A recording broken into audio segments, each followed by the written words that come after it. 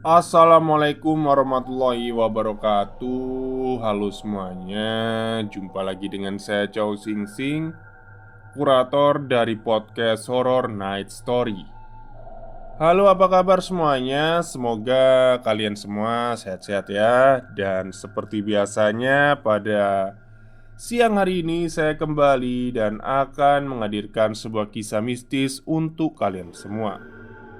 Kisah mistis kali ini saya datangkan dari treat horornya Mbak Cil Banana yang kemarin ya sebenarnya ya. Jadi ini adalah karyanya Mbak Cil Banana yang ada di Karya Karsa. Bagi yang mau membaca silahkan kunjungi Karya Karsa Horror Community. Di situ nanti kalian bisa membaca sekaligus bisa menyumbangkan sebagian rezeki kalian untuk anak-anak penderita HIV/AIDS yang ada di Yayasan Panti Asuhan Lentera Surakarta. Ya, bisa ada beberapa bacaan yang bisa kalian baca di sana. Jadi sekaligus bisa menyumbangkan sebagian rizki kalian ya. Linknya nanti ada di bawah Karya Karsa gitu. Atau mungkin yang eh, kesulitan daftar akun bisa lewat akun Saweria saya, nanti saya sampaikan ke sana juga. Oke, hari ini adalah kelanjutan dari cerita kemarin ya. Sebenarnya kan malam, cuman karena ya terlalu capek juga saya ya. Akhirnya ya udahlah, besok siang aja gitu. Saya rekam gitu. Ini adalah bagian kedua sekaligus terakhir dari cerita Bangsal karya Mbak Cil Banana. Mungkin itu saja ya. Selamat mendengarkan dan semoga hari kalian menyenangkan.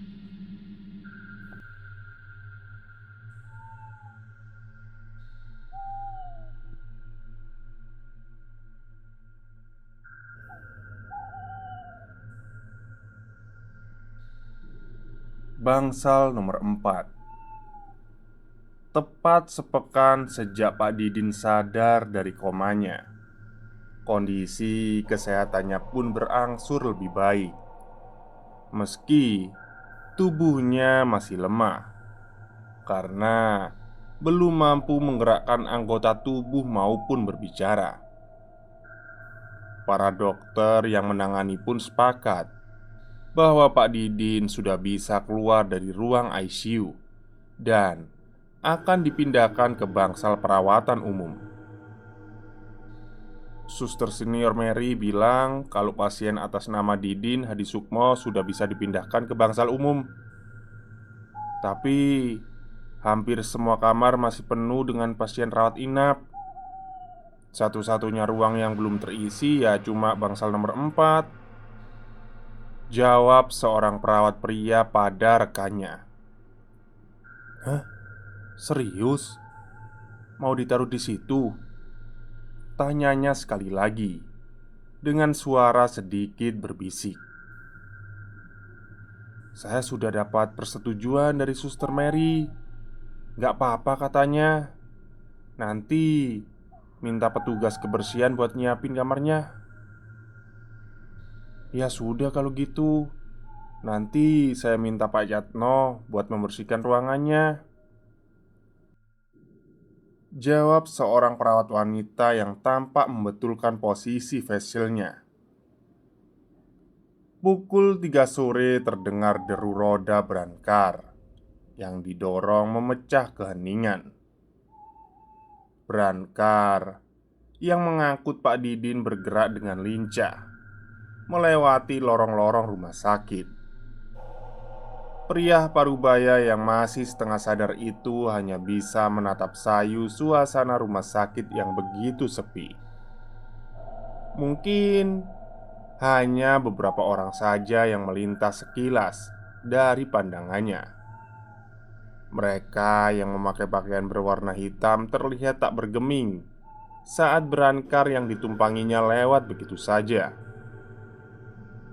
Samar, Pak Didin juga mendengar percakapan ketiga petugas medis yang sedang mendorong brankarnya. "Sepi banget ya Jen, kalau lagi musim COVID-19 gini," celetuk seorang perawat wanita yang tampak mendorong tiang infus demi mensejajarkan laju brankar. "Ya, gimana lagi? Kebijakan rumah sakit juga membatasi, bahkan melarang pihak keluarga untuk mendampingi pasien yang sedang rawat inap, apalagi pasien yang diisolasi karena positif corona. Kadang suka kasihan sama pasien-pasien yang merasa kesepian karena nggak bisa ditemani sama orang-orang terdekatnya. Begitulah kejamnya virus ini. Penularannya begitu cepat, sangat berbahaya. Mau tak mau, kebijakan ini juga demi kebaikan banyak orang untuk mencegah lonjakan pasien agar tidak terinfeksi." "Ya, tahu kalau soal itu. Cuma kondisi kayak gini jadi bikin gak nyaman. Apalagi kalau dapat shift malam. Suka bikin merinding. Hi, diem kamu. Malah cerita horor," tegur seorang perawat pria lainnya dengan nada sewot. Perawat pria bernama Jeno itu hanya tertawa mendengar celotehan teman-teman sejawatnya. Tak lama kemudian, percakapan itu mendadak berhenti saat mereka tiba di depan sebuah ruangan dengan pintu kayu bercat krim kusam yang masih tertutup. Ruangan itu terletak di penghujung lorong dengan pencahayaan kurang daripada lorong-lorong sebelumnya. "Dina, tadi bener kan kamu sudah nyuruh Pak Yatno buat bersihin ruangannya?" tanya Jeno pada rekan sejawatnya Dina. "Udah kok. Malah udah dari tadi siang aku ngomongnya." "Ya sudah, buka Gi pintunya. Kok masih ditutup gini?" "Apaan sih kamu Zam? Kamu aja deh yang buka. Cek dulu ruangannya sana," sahut perawat Dina tak mau kalah. Kamu nggak lihat aku lagi pegang brankar?" "Alah, bilang aja kamu takut kan?" Siapa yang takut? Kamu kali yang takut," bantah perawat bernama Azam. "Apa sih kalian?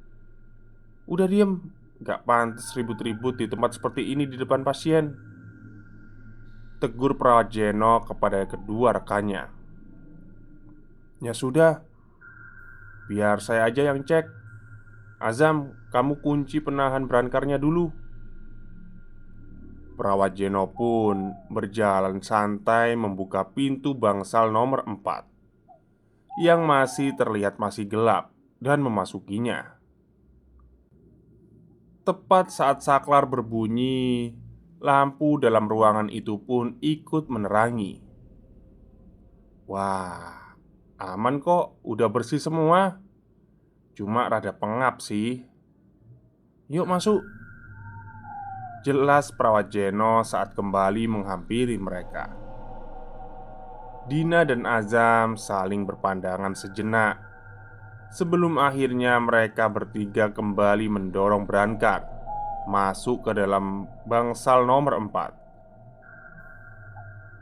Perawat misterius. "Gimana Zam? Udah selesai kan kamu pasangin kabel-kabelnya?" tanya perawat Jeno. Udah beres semua," ucap perawat Azam sambil mengacungkan jempol kanannya. "Tina, kamu lanjutin ya masangin peralatan yang lain. Saya mau ke IGD dulu bantu Suster Mary. Dari tadi dia miss call. Kayaknya lagi kewalahan menangani pasien di sana," ucap perawat Jeno tiba-tiba. "Saya juga harus pergi. Tadi sudah janjian sama dokter Ginanjar mau ngontrol pasien-pasien di ruang paviliun," sahut perawat Azam menimpali. "Hah? Serius? Nggak bisa apa kalian nungguin saya? Bentar lagi kelar kok ini." Perawat Jeno mengangkat kedua tangan setelah melihat layar ponselnya yang berkedip-kedip. "Maaf ya, ini panggilan dari suster senior. Gak enak." Perawat Jeno pun sempat berpamitan kepada Pak Didin dan bergegas keluar ruangan, disusul oleh perawat Azam di sebelahnya. "Good luck ya Dina," teriak Azam setengah menggoda dari kejauhan. Pak Didin memandang perawat Dina dengan tatapan sayu. Sesekali mengedipkan mata perlahan sebagai isyarat menanyakan maksud dari percakapan mereka tadi. Dina yang tak ingin membuat si pasien khawatir pun berusaha menenangkan. "Pak Didin, jangan terlalu memikirkan candaan kami barusan ya pak. Yang penting bapak harus terus berpikir positif agar bisa cepat sembuh. Oh iya, tekan tombol ini ya pak jika bapak butuh bantuan apa-apa. Beberapa jam sekali saya dan perawat yang lain akan mengecek kondisi bapak," terang Dina sambil meletakkan sebuah saklar dengan tombol kecil dekat dengan tangan kanan Pak Didin. Kret, kret. Tiba-tiba saja terdengar suara pintu seperti dimainkan berkali-kali. Sontak Dina pun menoleh. Namun anehnya pintu ruangan masih tetap terbuka seperti sebelumnya. Tak ada bekas pergerakan apapun. Hal itu membuat Dina menjadi gugup saat memasang jarum infus ke pergelangan tangan Pak Didin. Situasi ganjil lain pun kembali terjadi, di mana saat suhu ruangan berubah drastis menjadi lebih dingin hingga membuat bulu kuduk Dina merinding. Padahal dia memakai seragam lengan panjang serta sarung tangan, yang mana atribut tersebut hampir menutupi seluruh tubuhnya. Samar Dina juga mendengar suara wanita tertawa cekikikan tak jauh dari tempatnya berada, membuat matanya menelisik sekitar, namun tak menemukan apapun. Pak Didin yang terbaring lemah belum bisa mencerna segala keganjilan yang terjadi saat itu. Pikiran dan badannya masih terlalu kaku dan lelah untuk memikirkan. Yang ia inginkan hanyalah segera istirahat, berharap semua cepat terlewati dan bisa sehat seperti sedia kala. "Kalau gitu saya pamit dulu ya pak. Silakan beristirahat. Jika butuh apa-apa tekan aja tombol ini pak," ucap Dina gugup. Pak Didin kembali menjawab dengan isyarat kedipan mata sebagai tanda mengerti. Dengan langkah terburu-buru, Dina yang menenteng beberapa peralatan medis pun berbalik menuju arah pintu keluar. Mata Pak Didin sempat mengikuti pergerakan Dina dari belakang. Namun, penglihatannya juga menangkap sosok perempuan berseragam perawat lain berdiri dengan kepala menunduk di depan pintu luar kamarnya. Jam 2 dini hari. Malam pertama di bangsal nomor 4 masih dilalui oleh Pak Didin seorang diri. Memang terasa sunyi dan sepi karena Pak Didin belum mendapat tambahan teman dalam satu kamar. Namun, hal itu tidak terlalu mempengaruhinya karena efek samping obat-obatan yang diberikan memberi rasa kantuk yang berkepanjangan. Dokter jaga dan beberapa perawat lainnya mengunjungi sebelum jam 10 malam. pukul 2 dini hari. Pak Didin terbangun dari tidurnya. Keadaan ruangan masih sama. Kesunyian melingkupi seluruh ruangan. Dia pun kembali memejamkan mata. Namun entah kenapa terasa begitu sulit. Suhu ruangan pun turun menjadi dingin hingga merasuk ke dalam kulit, membuat tubuhnya agak menggigil. Terdengar suara seseorang memakai hak tinggi mondar-mandir di sepanjang lorong. Pak Didin menduga mungkin saja para perawat yang sedang melaksanakan jam kontrol. Namun setelah beberapa lama tak ada seorang pun yang memasuki ruangan. Di malam kedua, Pak Didin terbangun di jam yang sama. Dan lagi-lagi ia mendengar suara langkah sepatu hak tinggi mondar-mandir sepanjang lorong di depan kamar. Kejadian tersebut membuatnya tak bisa tidur hingga subuh datang. Malam ketiga, Pak Didin mengalami hal serupa di jam 2 dini hari. Parahnya kali ini, dia mendengar seperti ada sesuatu yang merayap di dinding dan atap dalam ruangan. Pak Didin sampai tak berani membuka mata. Lalu terdengar engsel berderit menandakan ada seseorang yang sedang membuka pintu. Namun anehnya, ia tak mendengar suara langkah siapapun. "Selamat malam, Pak," sapa lembut seorang wanita secara tiba-tiba. Sontak saja suara itu membuat Pak Didin refleks membuka mata. Dia menghela nafas lega saat melihat seorang perawat wanita memakai masker, mengeluarkan stetoskop, dan mulai memeriksa nadinya. Stetoskop ya. Oke, lanjut. "Gimana, Pak? Bagaimana perasaan Bapak? Apa ada rasa sakit yang dikeluhkan?" tanya wanita itu lagi. Pak Didin yang masih belum lancar berbicara memilih menjawab dengan gelengan. Terlihat segurat garis simetris dari mata si perawat pertanda senyuman. Tanpa basa-basi, perawat wanita itu mengganti kantung infus lama dengan yang baru dan langsung pergi begitu saja.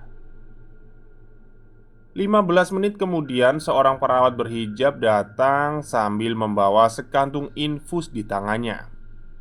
Dia tampak keheranan melihat tiang infus Pak Didin.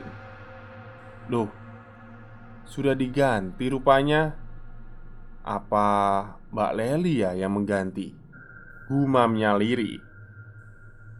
Pak Didin melihat perawat berhijab yang sedang kebingungan itu mengeluarkan ponsel dari saku dan mengetik sebuah pesan. Beberapa menit kemudian, ia kembali mengusap layar ponselnya yang bergetar. Raut wajahnya langsung berubah pucat saat membaca pesan chat. Pak Didin tak tahu apa yang terjadi. Yang jelas, perawat berhijab itu bergegas meninggalkan ruangan tanpa mengeluarkan sepatah kata pun.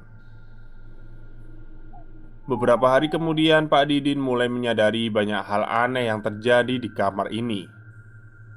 Selain suara sepatu hak tinggi yang terdengar mondar-mandir sepanjang lorong di waktu dini hari, dia juga sering melihat gelagat aneh dari beberapa perawat yang datang terlihat ketakutan saat memasuki ruangannya.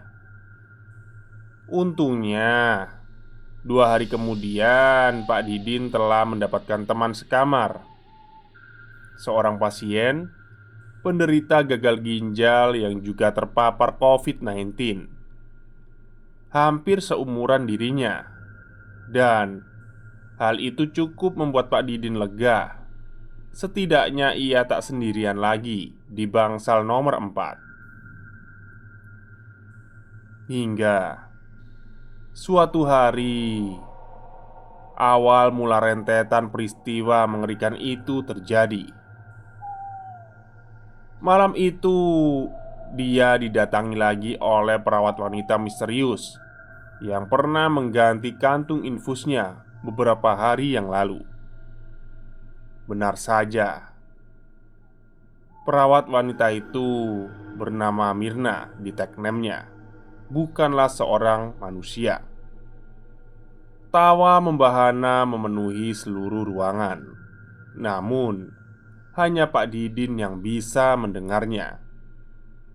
Setelahnya, hantu perawat Mirna menyiksa pria parubaya itu habis-habisan hingga pingsan. Keesokan harinya saat tersadar, Pak Didin mendapati bahwa teman sekamarnya telah meninggal dunia. Saat beberapa petugas medis memindahkan jenazahnya yang sudah tertutup kain.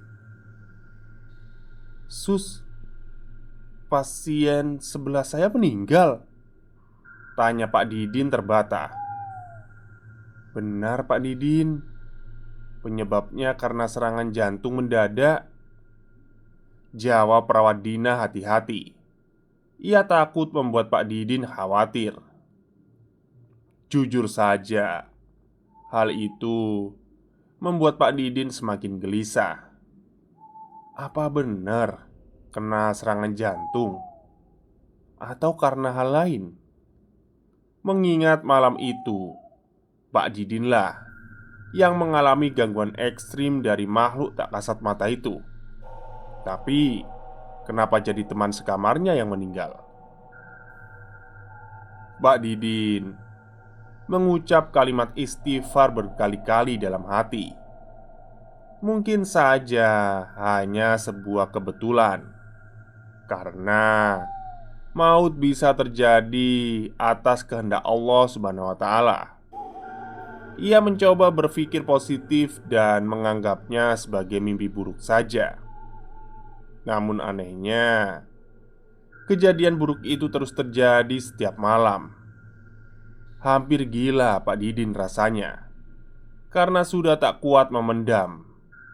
Ia pun pernah memaksa para perawat agar memindahkannya ke kamar lain. "Tolong sus, saya udah gak kuat di kamar ini. Ih, ada hantunya. Hantu itu terus mencapik-capik tubuh saya setiap malam," keluh Pak Didin setengah menangis. "Pak Didin, tolong tenang ya Pak. Itu kan cuma halusinasinya Bapak aja. Untuk sementara ini belum ada kamar lain yang kosong Pak," ucap seorang perawat berusaha menenangkan. "Gak, saya nggak mau. Saya tetap mau pindah. Saya nggak mau lagi di sini." Namun, bukannya dipindahkan, Pak Didin yang histeris malah mendapat suntikan obat bius dan membuatnya tertidur seketika. Malam itu usai. Pak Didin bergeming, terpaku melihat sosok wanita berjongkol di atas nakas besi depan bed tidurnya. Mata runcing berwarna hitam itu menatap sinis dirinya dengan seringai lebar, menampakkan rahang bawahnya yang menganga. Kuku-kukunya yang panjang sekali-kali menggaruk di atas nakas, menimbulkan derit suara melengking yang cukup memekakkan telinga. "Saya nggak takut sama jin pengganggu sepertimu," ucap Pak Didin mencoba melawan rasa takut. Dia sudah muak dipermainkan seperti ini. Dia teringat dengan ucapan Syekh Datuk Hashim yang pernah dijumpai dalam mimpi. Jangan pernah takut. Manusia itu lebih mulia dari jin. "Kamu harus takut, karena kami bisa mengambil nyawamu kapanpun,"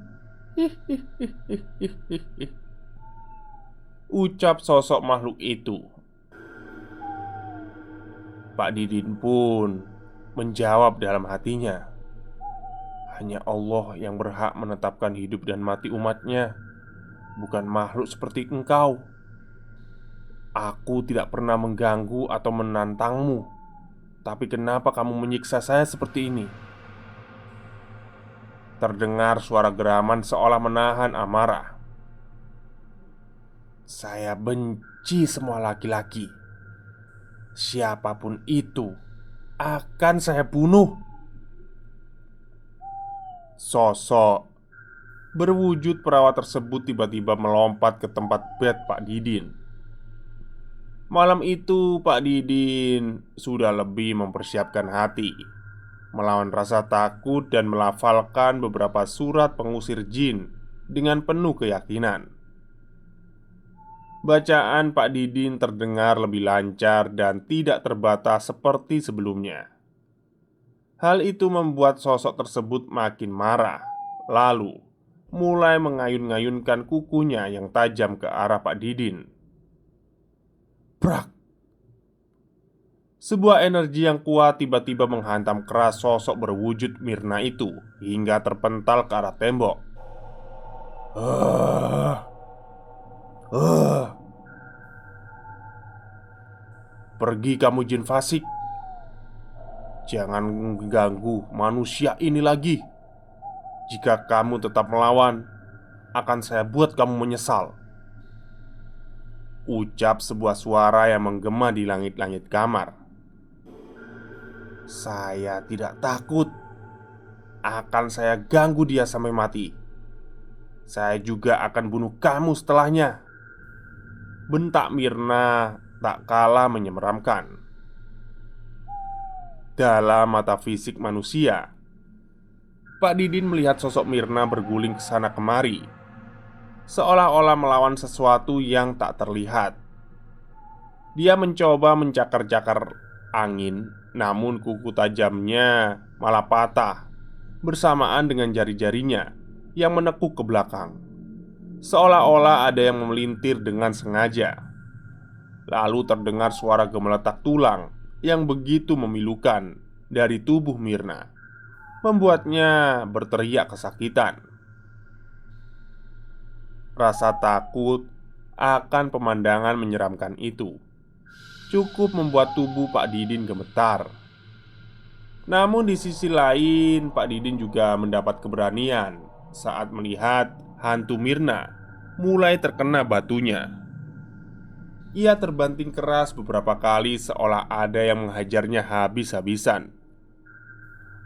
"Ampun, ampun, saya nggak akan ganggu. Saya nggak ganggu. Tidak lagi. Biarkan saya pergi, ampun," serunya. "Kamu pikir saya percaya?" Sahut suara itu menggema. "Saya akan kembali." Tiba-tiba saja Mirna memuntahkan cairan hitam pekat berbau menyengat di telapak tangannya. Entah bagaimana cairan itu berubah mengeras menjadi batu dan melemparkannya ke langit-langit, menciptakan sebuah ledakan besar. Mirna tertawa nyaring lalu merangkak cepat ke dinding dan menghilang di sudut ruang tergelap. Suasana pun sempat hening. Dalam sudut remang, Pak Didin melihat siluet sosok yang pernah ia kenal. Sesungging senyum nampak mereka di sudut bibirnya.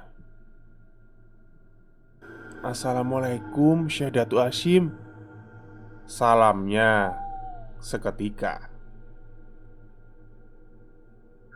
Tragedi bangsal nomor 4.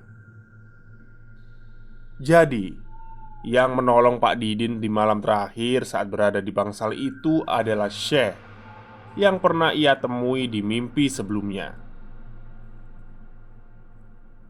Ya, sepertinya begitu.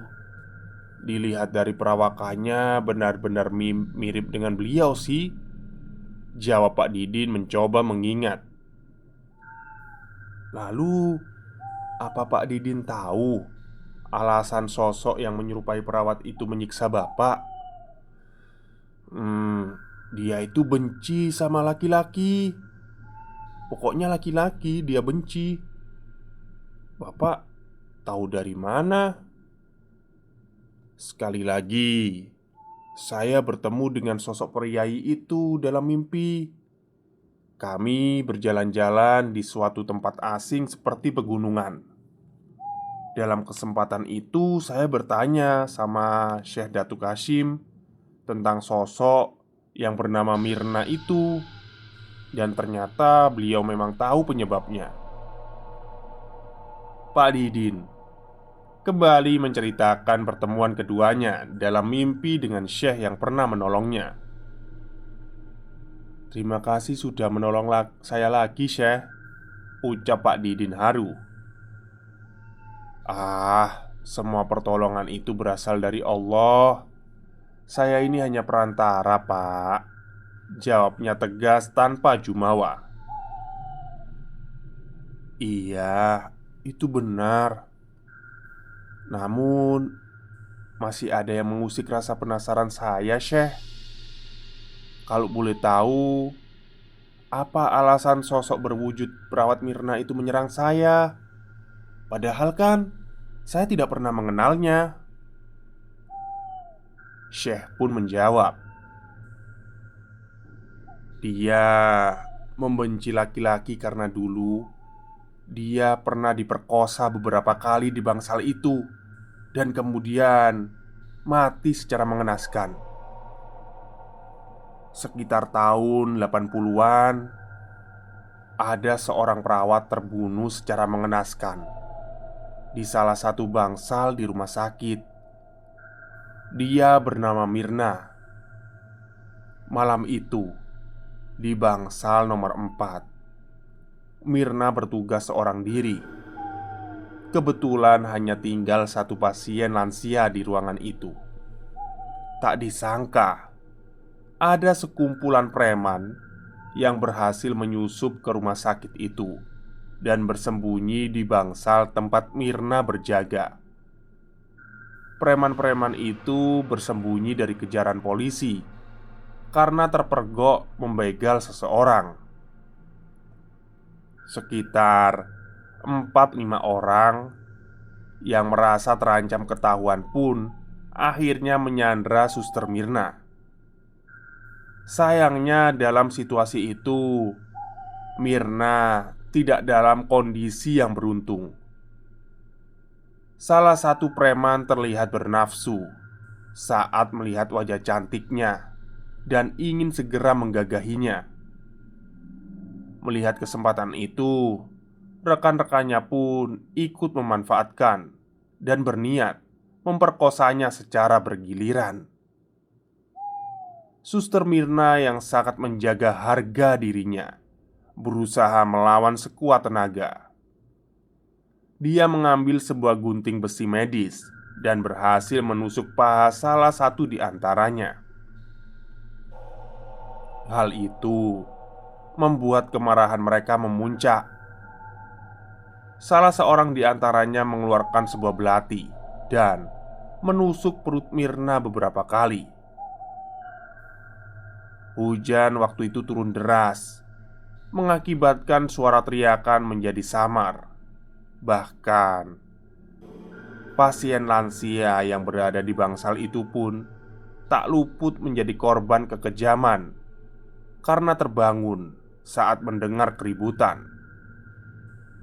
Salah satu dari mereka menghunuskan di leher si nenek dengan belati dan membiarkannya mati kehabisan darah. Dalam sisa tenaganya, Mirna mencoba menusukkan gunting demi menolong si nenek. Namun naas, mereka berhasil mengambil gunting tersebut dan balik merobek mulut Mirna sampai telinga. Darah mulai bercucuran di mana-mana, sampai akhirnya Mirna meregang nyawa. Namun, hal yang paling naas dan lebih memilukan lagi, preman-preman itu tetap memperkosa Mirna meski Mirna sudah menjadi mayat. Pihak rumah sakit yang tidak ingin citranya hancur berusaha menutupi tragedi itu dari pemberitaan media. Beberapa di antara preman tersebut berhasil kabur dan belum tertangkap hingga sekarang. Dan Corin Mirna menjadi penuh dendam akibat mengalami kematian yang tak wajar. Hal itu dimanfaatkan oleh sesosok makhluk jahat penunggu lama rumah sakit ini. Sosok tersebut menunggangi Corin Mirna hingga menciptakan wujud hantu penuh dendam demi mengganggu dan melemahkan iman manusia. Aku mencelos mendengar kisahnya. Begitupun beberapa dari kami hanya terdiam menunggu penuturan Pak Didin selanjutnya.